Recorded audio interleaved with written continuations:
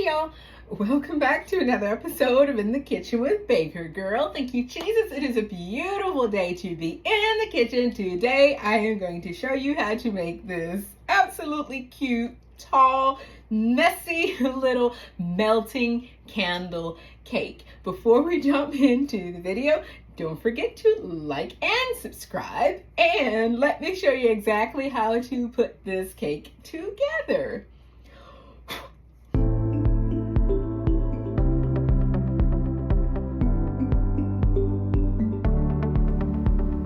Now, to make this black walnut candle cake, I'm going to do this one a little bit differently from the way you normally would do a cake. So listen closely, because this one is done pretty much exactly the opposite of the way you do any cake. I'm going to start off by adding some cream cheese. I'm using softened cream cheese, and I'm using the block style cream cheese. Okay, and I just need 2 ounces. Not that much. Okay, maybe just a little bit more. So much for the precision baker.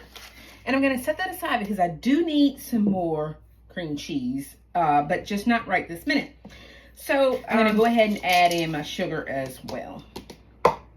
We're not necessarily trying to cream this, but I do need to get my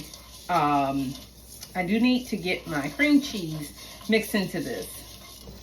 And it'll start out a little messy, but once you add the other ingredients, everything will mix in nicely. And then I'm going to add in my butter. And I have melted and cooled butter. So, and you'll see how when you add the butter, it just smooths out very nicely. There we are. Whoops, I think some butter just went flying over my shoulder. Okay, so get that mixed in very nicely. I'm also going to go ahead and add in some vanilla. Always smell things. And I'm going to add in, even though this is a tiny cake, I'm going to add in a good 3/4 of a teaspoon of vanilla. Just because it's a tiny cake, it still needs, we want big flavors. Tiny cake, but big flavors. And whisk that in. Always whisk your vanilla in, or any of your extracts in, with your butter or sugar, butter or eggs or anything like that. Now, the next thing we need to add in is 1 egg, because it's a tiny cake, so we just need a tiny amount of egg. So 1 egg goes in. There she goes. And then just beat the egg in. Okay. You can make larger cakes of this type, but for a candle cake, a smaller cake is always a better idea, because unless you're making like a trio of them, which would really be nice, I think, by the way, a trio of candle cakes, then you could do all different types. Well, the next thing that goes in is the buttermilk. Now, isn't it cute? I have some whole milk buttermilk that I'm going to add. Don't use low-fat buttermilk, not if you can help it. It's really sad and nothing we really need to be using in the kitchen, so skip that.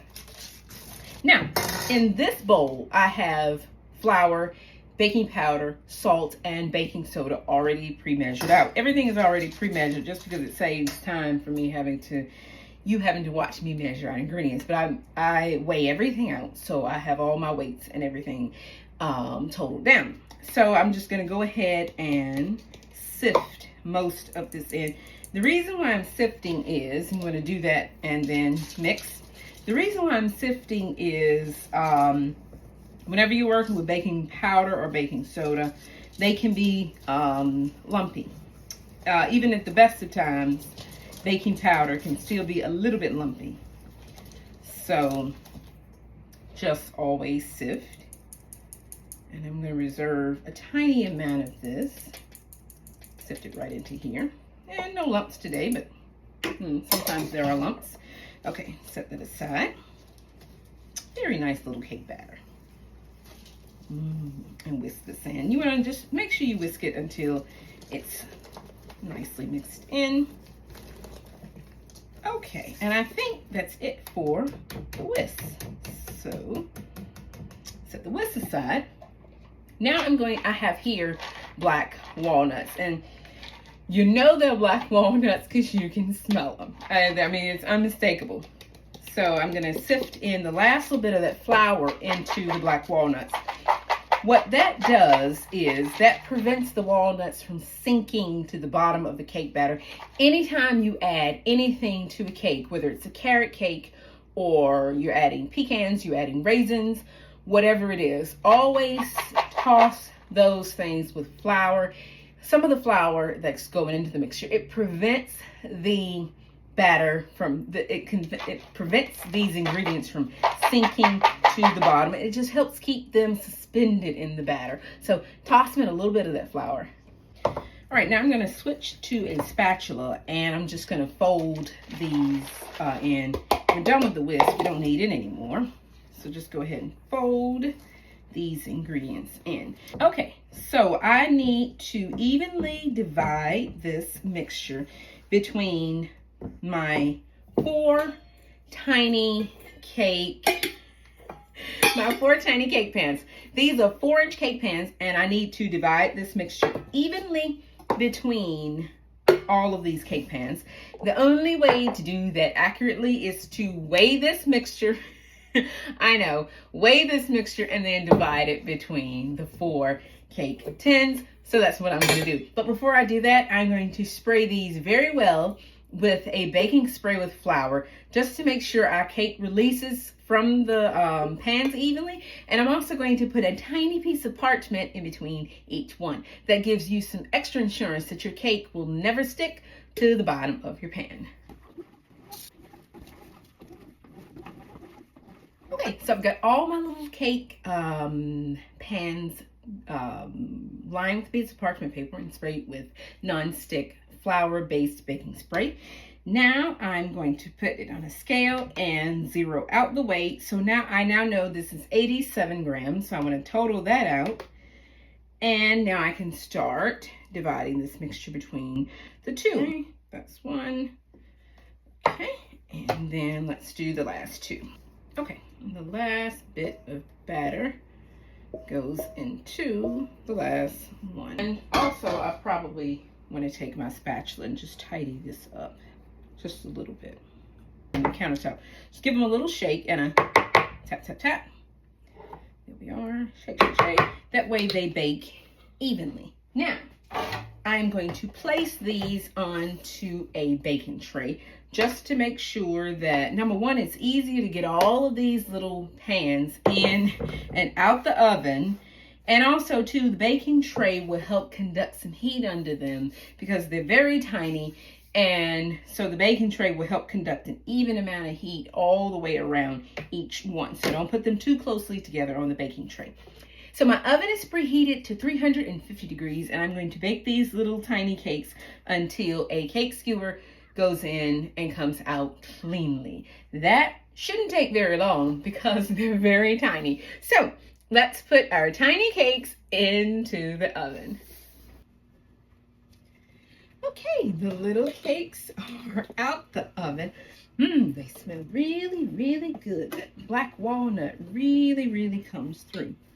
Okay, so I know they're done because even though I haven't stuck a tester in them, I can see they're done because they're starting to pull away from the sides of the cake pan. But I'm just going to go ahead and, as you can see, they are done.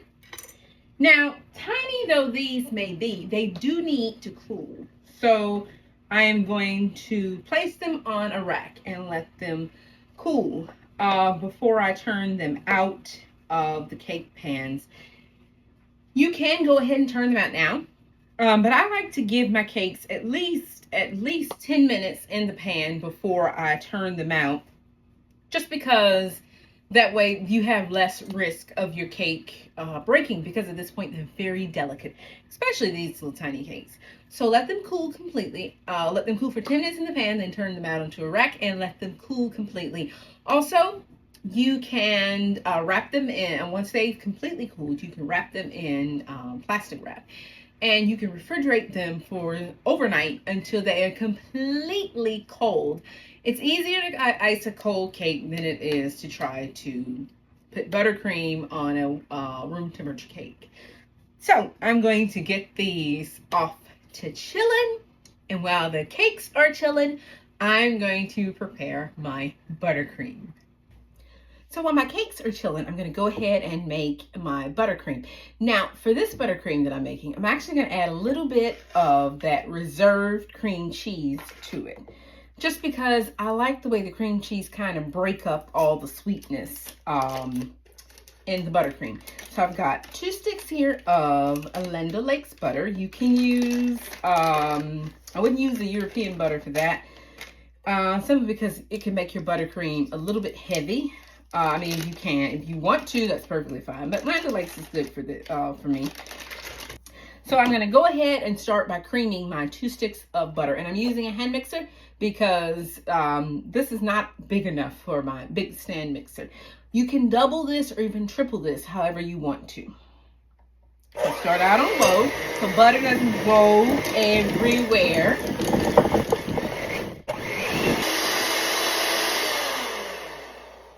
Okay, halfway through, I'm going to scrape down the sides of the bowl because the butter ended up just going all on the edges of the bowl. So just do that and then put this down and scrape it off onto here. Also, those butter wrappers come in good handy because now I have somewhere to lay my spatula. Okay, so just keep creaming. You want to do this for at least 3 to 5 minutes. You really need to cream to whip this butter. That's what we're doing. Not necessarily creaming. We're actually whipping the butter, and we're whipping in as much air. The more air you have in your butter, the more fluffier your buttercream will be, and it won't be dense and heavy.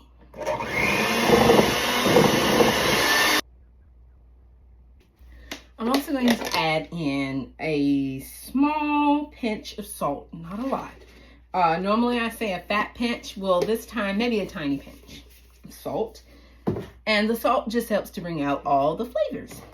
So I'm going to mix this on low speed just until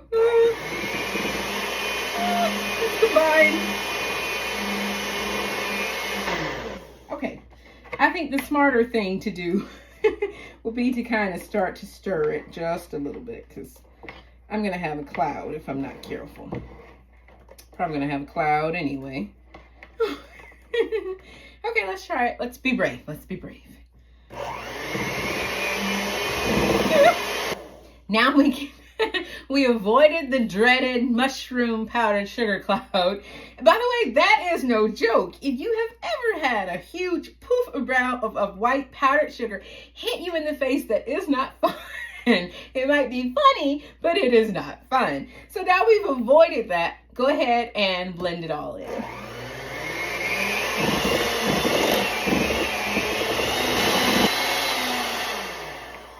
Okay, I'm going to scrape down the sides of my bowl just to make sure I get everything mixed in. It's very important at this point that you do not over whip your cream cheese icing. That's just because, as I say, the more you whip it, the more gluey it gets in texture. So I'm going to just go nice and low and slow. I'm going to taste it just to see if I'm happy with the sweetness. Thank you, Jesus. That's perfect. No more sugar. Okay, no more sugar. Oh, wow, that's spot on. So this is ready for our little cakes. So let me go get my little cakes and they are ready to frost. I did put them in the freezer just to make sure that they have their sturdy cold, not just cooled, but cold. So it gives them a little bit of time to firm up completely in that freezer. So I'm going to go ahead and get my little cakes and get ready to frost them. So I've got my little cakes and they are all nicely cool. As a matter of fact, they are cold. Now you can trim, and normally I would always trim the caramelization off of a cake. But because these are so tiny and I want to make sure that I don't make them any more unstable than they already will be, I'm not going to trim them. But if you want to, you can totally trim them. Here I also have a cake drum that I'm going to put down. This is going to be the support for my little cake. So the first thing to do is to fill a piping bag with buttercream cake. So I've got my buttercream here, and I'm just going to add some right in here. Okay, so just snip the bottom off like that. And there we are. I'm gonna add just a little smidge right at the bottom. And then I'm gonna add one of my little cake rounds, give it a little twist, and put it on. And then I'm just going to pipe on some buttercream, just like that. And we don't like a heavy amount of buttercream on any cake, so I'm not going to go too crazy with it. And I'm also going to pipe a ring of buttercream right around the edge. When I add the top layer, you'll see why. So I'm going to add the second layer. And when I push it down, you see how it just fills in the gaps and make sure that you don't have that horrible gap that sits sometime in between your cakes. And then just repeat that until you have your cake filled and stacked.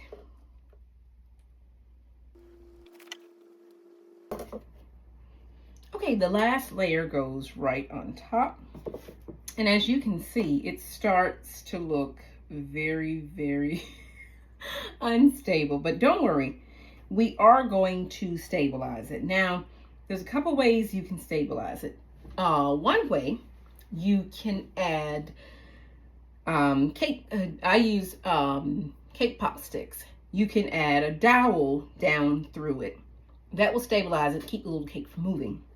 Another thing you can do is at this point is put it right into the freezer and let it freeze completely before you proceed. That will firm up the buttercream and make sure that your little cake isn't really going to go anywhere. I'm going to go with the first option number one, which is I'm going to add some cake pop sticks down into here. That way, whether my cake is cold or hot, however, or room temperature, however it is, my cake will not budge. So let me grab my cake pop sticks. Now these, I said cake pop sticks. These are actually lollipop sticks because they're a little bit longer and I don't have to worry about trimming these. So I'm actually going to lock my cake stand so when it doesn't keep moving. And I'm going to just make sure I'm happy with where my cake is. And because once you put these in here, you won't be able to shift your cake around any. So I'm just going to brace my cake with one hand and then just insert my first stick in. And they disappeared and you don't know until you cut into it. Then of course you'll find them. Now I'm just going to go ahead and crumb coat the cake and put it in the freezer to chill.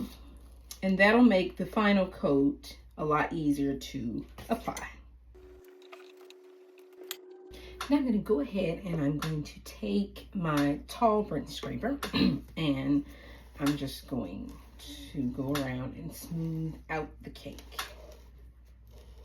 There we are. This also gives you a good opportunity to straighten up your cake because it's still a little tilty, at least mine is. So just give me a little bit of an option to straighten it up a little bit. Okay, so for the final top, I'm going to put a good dollop, and I mean a good dollop, on to the top. This may look funny, but you'll see why in a minute. I'm going to use my smaller bench scraper to go around the edge and smooth it out, just like that. Okay, now this cake needs to go in the freezer to chill, but before I put it in the freezer to chill, it's time to add the candle to this candle cake. Now here I have a little tea light. This is an unscented tea light. And I am going to take one of those extra pieces of parchment paper that I had because you don't want bits of it sticking up. So just trim it to fit.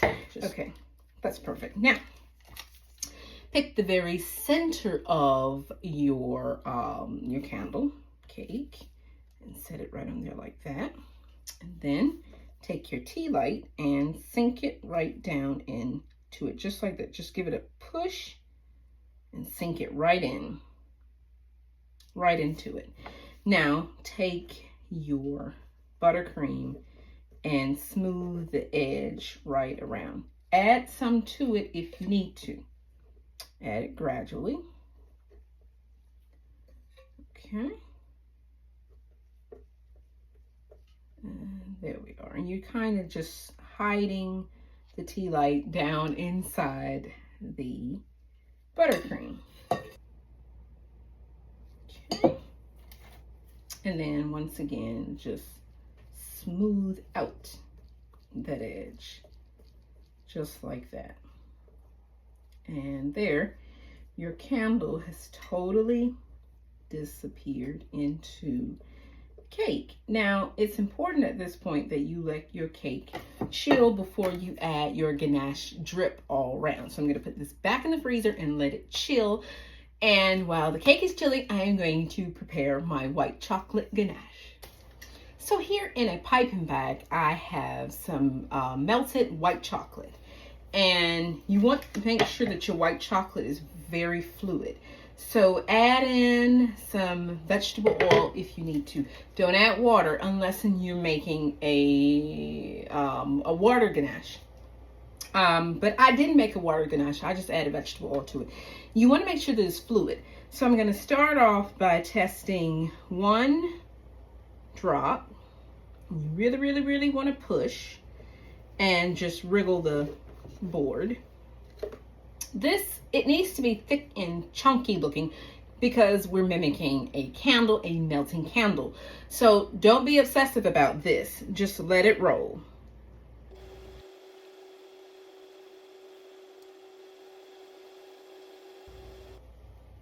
Okay, now that's the first layer, which as you can see, oh yay, some drip down to the bottom, yay. It looks just like a melting running candle. Now just keep doing that, going all around. You need to give it a little bit of time for each layer to set up so it all doesn't blend together. But just keep going over it until you build up a nice thick ring that looks very much like a melting candle. Oh, I like that. That's something you can't plan. It just drips down on its own. Okay.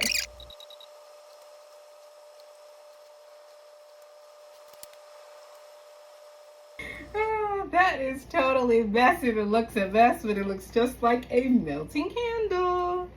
And I'm just going to go right around the edge and just pipe the last little bit to help build up the edge and give it that messy, melty, puddly candle look.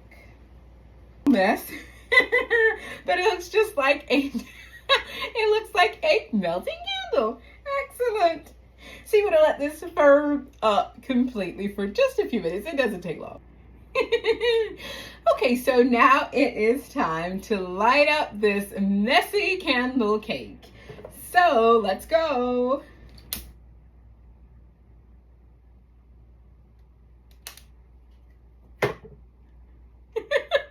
And it's lit. I hope you will give this little candle cake a try. It's especially something that you can do for kids. Maybe not necessarily with kids, but it's a good example of how you make little cakes, and also how to, you can do trios of these. Some people do taller ones and other taller ones, and then some squatter ones. So it's really, really cute, and it would make a interesting something to bring to your table too. So I hope you,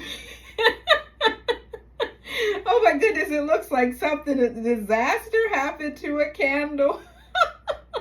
I hope you have enjoyed this little candle cake video. If you have, give it a thumbs up. Don't forget to like and subscribe. And the good Lord willing, I will see you guys the next time in another video. In the meantime, take care, y'all. Bye. Shall we blow it out?